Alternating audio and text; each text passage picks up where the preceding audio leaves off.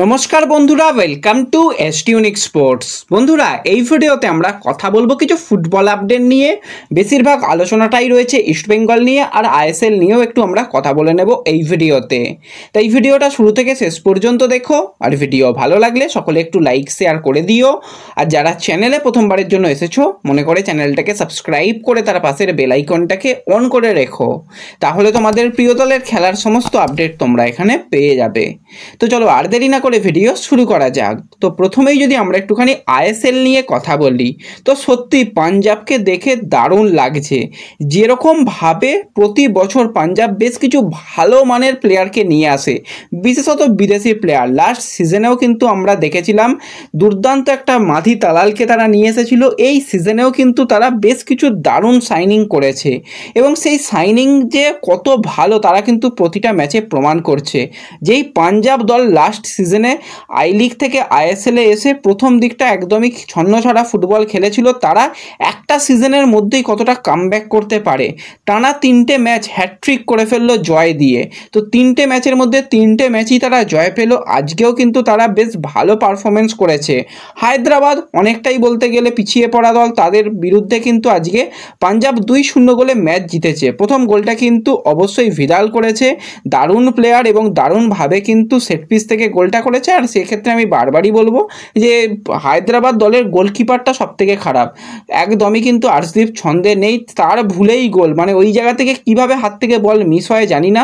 সেখান থেকে যাই হোক সেট পিস থেকে গোল হয়ে যায়, প্রথমে লিড বাড়িয়ে নেয় এবং শেষের দিকে এসে ফিলিপ, সে যে পরিমাণে পরিশ্রম করেছে সে কিন্তু হ্যাটট্রিকও করতে পারতো। তো ফিলিপ কিন্তু ভালো গোল করেছে এবং সেখান থেকেই কিন্তু 2-0 গোলে তারা ম্যাচ জিতে গেল। আজকে কিন্তু হায়দ্রাবাদও সেকেন্ড হাফে প্রচুর পরিমাণে বল পজিশন রেখে খেলার চেষ্টা করছিল, কিন্তু এই যে ফিনিশিংয়ের অভাব, দলটা 10টা শট করেছে মাত্র, কিন্তু একটা শট অন টার্গেট। অপরদিকে পাঞ্জাব 21টা শট করে গেছে, এখানেই তফাৎ। তো হায়দ্রাবাদের উপর খুব বেশি আশা করে লাভ নেই, কিন্তু পাঞ্জাব যেরকমভাবে তারা পারফরমেন্স করছে দারুণ লাগছে, এবং তাদের খেলাগুলোও কিন্তু খুবই ভালো লাগছে, এবং তাদের কোচের বুদ্ধি, অসাধারণ বুদ্ধি, যেই সময় যাদের চেঞ্জ করা দরকার তাদের চেঞ্জ করছে। তো বর্তমানে পয়েন্ট টেবিলে কিন্তু পাঞ্জাব পুরো 1 নম্বরে, 3টে ম্যাচে 3টে জয়। তারা কিন্তু অবশ্যই মানে এবারে টপ 6এও থাকবে বোঝাই যাচ্ছে, এমনকি তারা শিল্ডের জন্য ফাইট করতে পারে।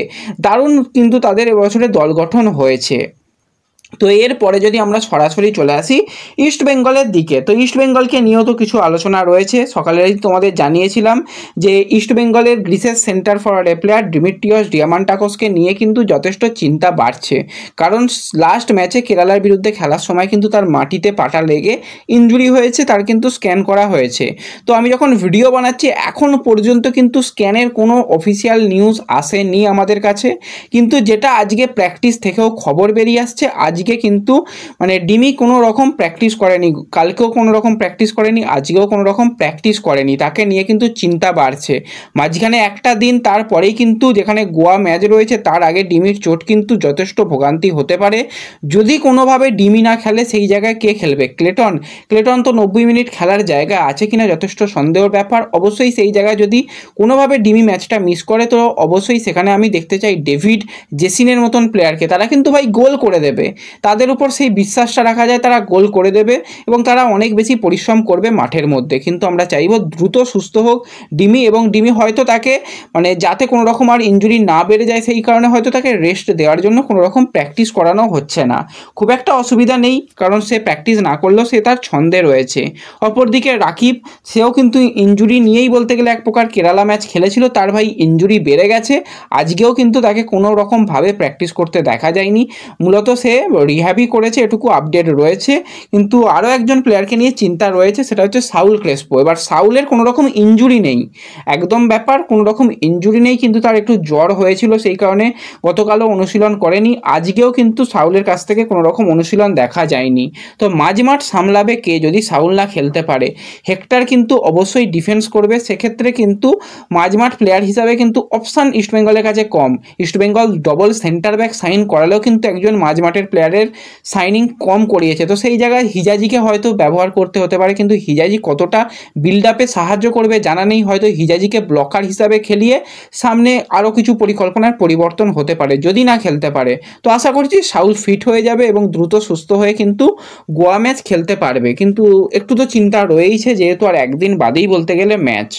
তো এর সব থেকে মানে বাইরে কিছু ভালো খবরও দিই। সেই ভালো খবরের মধ্যে প্রথম যেটা ভালো খবর সেটা হচ্ছে বাঙালি সাইড ব্যাকের প্লেয়ার প্রভাত লাগড়া, লেফট ব্যাক প্লেয়ার প্রভাত কিন্তু বলতে গেলে বহুদিন সেই রিহ্যাব করছিল, কিন্তু এখন প্রভাত বলতে মানে মেডিকেলি সম্পূর্ণ ফিট, কোনো রকম তার মেডিকেলি প্রবলেম নেই। সে কিন্তু বল পায়েও অনুশীলন শুরু করেছে এবং ভালো খেলছে, কোনো রকম অসুবিধা নেই। তাকে রেখেই কিন্তু সিচুয়েশান প্র্যাকটিসও চলছে। তো প্রভাতকে কিন্তু আমরা ফার্স্ট 11-এ দেখলেও অবাক হব না, প্রভাত কিন্তু এখন ফিট রয়েছে। আরও একজন প্লেয়ার হচ্ছে লালচুং নুঙ্গা, সে প্রথম ম্যাচেই রেড কার্ড খেয়েছিল, তো লালও ফিরছে, হয়তো ডিফেন্সের একটা ব্যাকআপ প্লেয়ার হিসাবে খেলবে, কারণ গুরসিমরাতের থেকে অন্তত আমি বলবো লাল ভালো। তো গুরসিমরাতকে যদি সাইড ব্যাকে নামিয়ে দেওয়া হয় কিছু বলার নেই, তার থেকে লালকে নামালে কিছুটা হলো সে সাহায্য করতে পারবে। তো যাই হোক, এই দুজন প্লেয়ার কিন্তু গোয়া ম্যাচে ফিরছে। তো ওভারঅল এটাই কিন্তু আজকে আপডেট রয়েছে, আর এই ভিডিওতে এটুকুই আপডেট শেয়ার করার ছিল। ভিডিও ভালো লাগলে একটু লাইক শেয়ার করে দিও। তো দেখা হবে পরবর্তী ভিডিওতে, ধন্যবাদ।